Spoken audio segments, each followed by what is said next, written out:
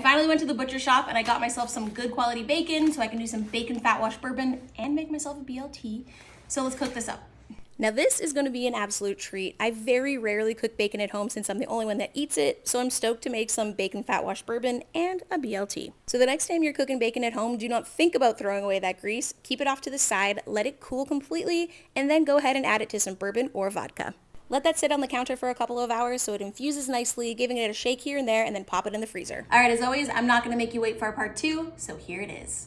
Once you take it out of the freezer, you'll see that the fat has re-solidified, which is gonna make it a lot easier to strain out, either through a coffee filter or a piece of cheesecloth. Now you may be asking, what's the point of all this? Well, I will tell you.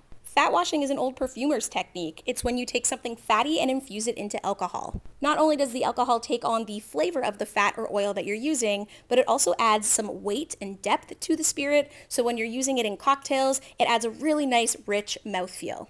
So here I'm making something called the breakfast sour, using that bacon fat washed bourbon, some maple syrup, fresh lemon juice, a dash of orange bitters, and an egg white. Shake that up and finish with a twist of lemon and enjoy your breakfast in a glass.